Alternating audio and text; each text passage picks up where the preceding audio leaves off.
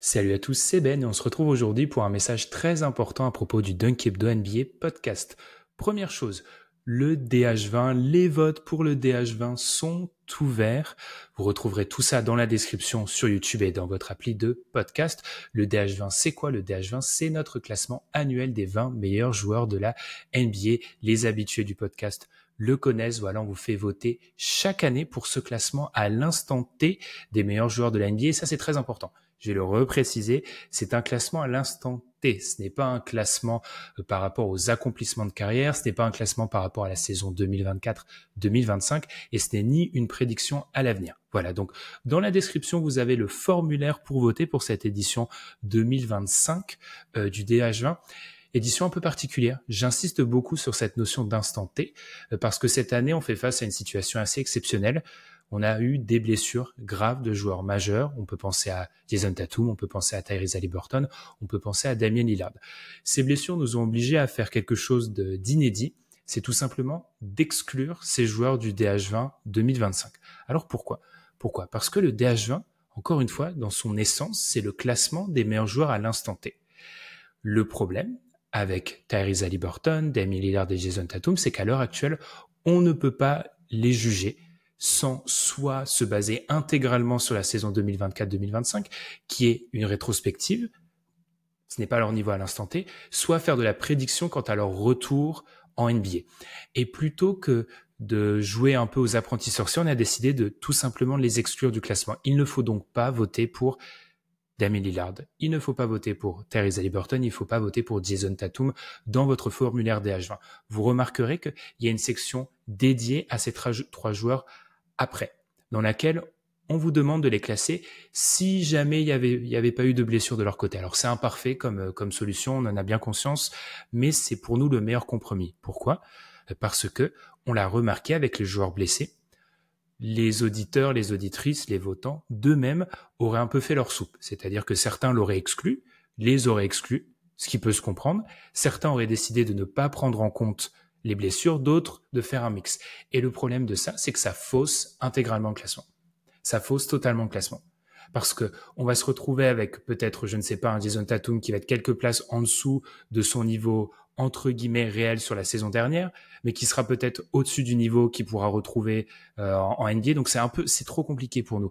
Et au niveau du traitement des données, c'est extrêmement complexe. Donc on a décidé, pour un peu respecter cette idée de l'instant T, de les exclure du vote. C'est une décision qui est imparfaite, elle sera peut-être critiquée, mais de notre côté, on pense que pour avoir un classement clair, c'est ce qu'il y avait de mieux à faire. C'est pas une blessure anodine, le tendon d'Achille, c'est une blessure très très grave, voilà. On ne peut pas juger du retour de ces joueurs. Il y a eu des précédents encourageants, on peut penser à Kevin Durant, mais c'est trop compliqué. Deuxième chose, et ça c'est peut-être le plus important, on vous invite vraiment à voter cette année pour le DH20 2025 parce que ça sera le dernier DH20.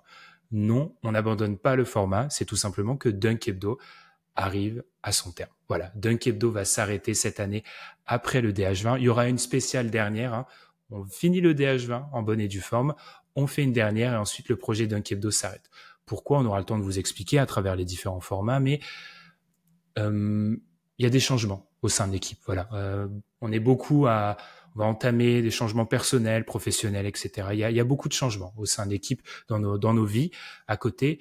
Et plutôt que de vous offrir un produit qui aurait été et un contenu qui aurait été trop différent de ce qu'on a offert pendant presque 10 ans, on a décidé de mettre un terme à cette aventure Dunk Hebdo. C'est pas une décision facile, c'est une décision mûrement réfléchie qui a été prise il y a quelques semaines. Voilà, pour être totalement transparent, on sait que Dunk Hebdo est fini depuis plusieurs semaines, voire plusieurs mois, mais on a décidé de vous l'annoncer maintenant. Pourquoi?